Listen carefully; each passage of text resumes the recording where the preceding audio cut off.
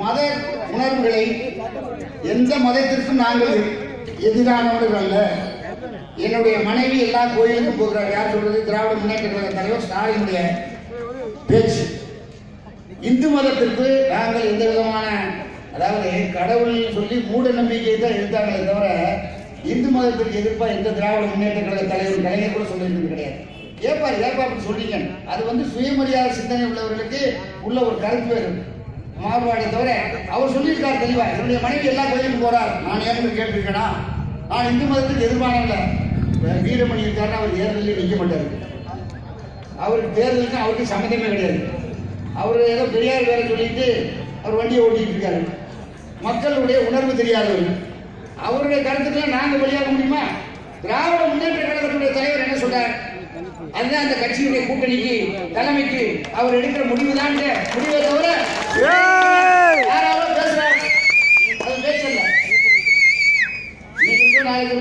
நாளைக்கு ஜில்லா போறோம். திராவிட முன்னேற்ற கழகத்துடைய தலைமை, இந்த கூட்டணிக்கு தலைவர் நாங்கள் தலைமை என்ன சொல்கிறது?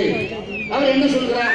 நாங்கள் இந்துக்களுக்கு எதிரானவர்கள் அல்ல, இஸ்லாமியர்களுக்கு எதிரானவர்கள் அல்ல, கிறிஸ்தவர்களுக்கு எதிரானவர்கள் அல்ல, எல்லோரும் எம்மதமும் சம்மதம் என்று ஒன்றாக கூடி நேசத்தோடு வாழ வேண்டும் என்று விரும்புகிறோம் என்று எடுத்து சொல்கின்றார் திராவிட முன்னேற்ற கழகம். அப்புறம் வீரமணி பேசி என்னது பேச வேண்டிய அவசியம் இல்லை. எங்களை பொறுத்த மட்டிலே இந்த அணியினுடைய நிலைப்பாடு என்பது ஒரு நாட்டின் பாதுகாப்பு, மதசார்பற்ற தன்மை. நான் சொன்னது போல ஏற்கனவே சொல்வது சமூக நல்லிணக்கம். இந்த அடிப்படையில தான் நம்முடைய பணிகள் இருக்கும். உங்கள் நம்பிக்கை வீண் போகாது.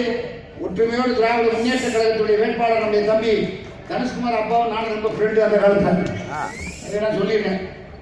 அவர் எம்எல்ஏ காலத்தில் ராஜபாளையம் எம்எல்ஏ இருக்கல நெருங்கிய நண்பர் கேசார், நாங்கள்லாம் நெருங்கிய நண்பர்கள். ஆகவே அவர் வெற்றி பெற செய்ய வேண்டியது இந்த சங்கரன்கோயில் தொகுதி மக்களுடைய பொறுப்பு, குறிப்பாக உங்கள் அனைவருடைய பொறுப்பு. அவர் உங்கள் வீட்டு பிள்ளை, அவரை உதயசூரிய திட்டத்தை வெற்றி பெற செய்ய வேண்டும் கேட்டு நாளைக்கு தஞ்சாவூர் வரிசையாக 16ஆம் தேதி வரையுடைய சுற்றுப்பயணம் கடைசியில் ராமநாதபுரத்தில் அறந்தாங்கில் முடிவில் இருக்கிறது. நான் மதுரைக்கு சென்று காலையில் தஞ்சாவூருக்கு போனேன்.